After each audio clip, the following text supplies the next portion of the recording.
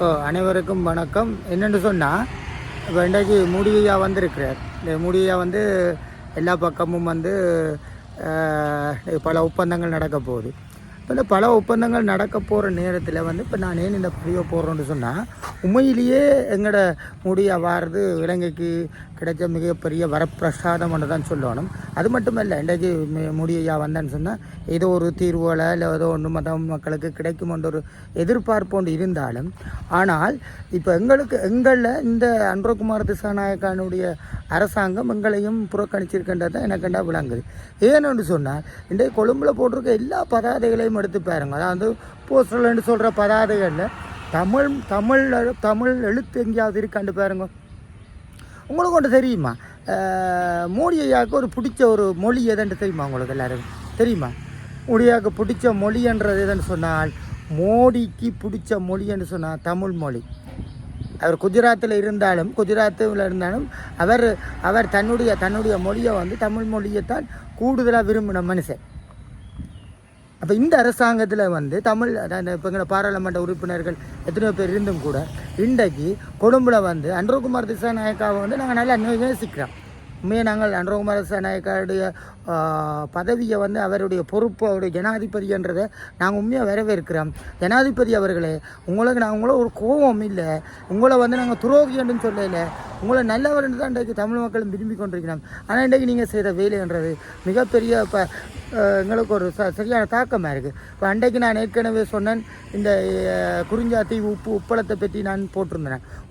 குறிஞ்சாத்தி உப்பளத்தில் வந்து இன்றைக்கி அதை வந்து நீங்கள் குறிஞ்சாத்தி வண்டு வச்சுருக்கலாம், அல்லாவிட்டால் நீங்கள் என்ன ஆனேர உப்பண்டு வச்சுருக்கலாம். நீங்கள் அதுலேயும் புறக்கணித்து போட்டியலங்களை தயவு செய்து ஐயா, ஏன் நாங்கள் உங்களுக்கு நம்பித்தான் எங்கள் தமிழ் மக்கள் எல்லாம் வாக்களிச்சுனாங்க. 3 பாராளுமன்ற உறுப்பினர் இருக்கிறீங்களா? வாயை மூடிக்கொண்டு சந்திரசேகரம் ஐயா, நீங்களே இப்படி கேட்காம இருக்கிறீர்கள். கொஞ்சம் யோசிங்க. உங்களை நம்பி தானே நாங்கள் இந்த உண்மையிலே உங்களை நம்பி தானே நாங்கள் இவ்வளோ மக்கள் வாக்களித்து நாங்கள் ஏன் நீங்கள் எங்களை இப்படி செய்யுங்க? கடந்த அரசாங்கம் பிணந்தினி அரசாங்கம் உங்களுக்கு தெரிந்தால் பிணந்தினி குடும்பம் இருந்த மைந்த பிணந்தினி குடும்பம் இருந்து எங்களை பிணத்தை தான் திண்டது. இப்போ நீங்கள் எல்லாம் எங்களுக்கு ஏன் இப்படி செய்கிறீங்க ஐயா? தயவு செய்து சிங்கள மக்கள் ஆகிய நீங்கள் புரிஞ்சு விடுங்க, எல்லோரும் புரிஞ்சு விடுங்க. தயவு தமிழ் மக்கள் ஒரு இடம் தான் கேட்குறோம், ஒரு இருக்கிறதுக்கு எங்களோட உரிமை, எங்களோட மொழி, எங்களோட இருப்பிடத்தை நாங்கள் தயார்படுத்துறதுக்கு தான் கேட்குறோம். உங்களோட வேறு ஒன்று நாங்கள் கேட்கல. உங்களோட வீட்டுக்குள்ளே வந்து உங்களோட வீட்டுக்குள்ளே இருக்கிற சோத்தத்தா பானையை தானே சும்மா இருக்க முடியாமல் நீங்கள் வந்து எங்களோட காணிக்குள்ளே நீங்கள் வந்து இருந்து கொண்டு எங்களோட காணி வந்து எங்களுக்கு நீங்கள் சட்டம் போட்டு ஒன்றுக்கிறீங்க. இதுக்காக தானே 30 வருஷம் போராடினாங்கள். கொஞ்சம் யோசிங்க ஐயா. நீங்கள் அரசாங்கம் உங்களை நாங்கள் பயக்க விரும்பலை, உங்களோட நாங்கள் ஒத்துழைக்க தான் நாங்கள் இருக்கிறோம். இன்றைக்கு விடுதலை போராட்டம் இவ்வளோ கஷ்டமாக போராட்டங்கள் நடந்து கூட இன்றைக்கு இதை நீங்கள் உணர்ந்து கொள்கிறீங்களே இல்லையா? பிணந்தினி அரசாங்கங்கள் இருந்தது தானே, மகிந்தையிலேருந்து ரணில் வரைக்கும் இருந்த நீங்களானே.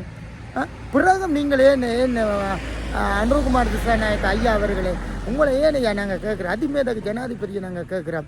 இன்றைக்கு மோடி வந்தது கூட நீங்கள் ஒரு போட்டில் எங்கள்ட தமிழோட பேர் தமிழ் எழுத்து இல்லையே, தமிழ் எழுத்து போடுங்க. தமிழ் எழுத்து தாங்க எங்கள்ட தமிழை நாங்கள் விட்டு கொடுக்க மாட்டோம்.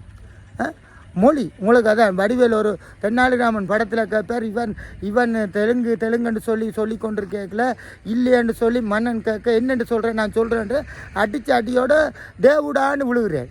அதை மாதிரி தான் மொழி என்றதை அவனும் மறக்க முடியாது, மொழியை விட்டு கொடுக்க மாட்டான். தயவு செய்து எங்களை வேதனையாக இருக்குது.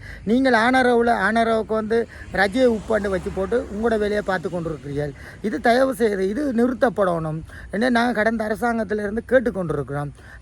மகிந்த பிணந்தினி குடும்பம், அந்த குடும்பம் இப்படி செய்தது சரி. நீங்கள் அதுக்கு பிறகு வந்து நீங்களாவது எங்களுக்கு ஒரு நல்ல வாழ்க்கையை தருவீங்கன்னு சொல்லி தான் நாங்கள் உங்களோட சேர்ந்து மக்களை நாங்கள் பயணித்து உங்களோட கொண்டு வரதுக்கு இருக்க நீங்கள் இப்படியான வேலை செய்யுங்க. இன்றைக்கு மோடி ஐயா வந்ததில் இன்றைக்கு ஒரு பேனரில் கூட தமிழ் எழுத்து நீங்கள் பொறிக்கப்படலை.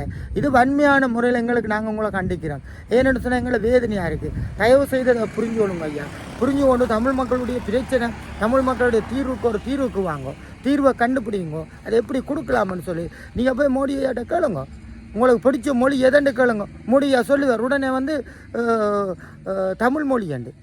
ஆனால் நீங்கள் இன்றைக்கு எங்களை பற்றி எல்லையில் உணைக்காமல் சிங்களத்திலையும் இங்கிலீஷிலையும் போடுங்க. நாங்கள் சொல்லுகின்றோம், எங்களுடைய மொழியை நாங்கள் இன்றைக்கும் விட்டு கொடுக்க மாட்டோம்.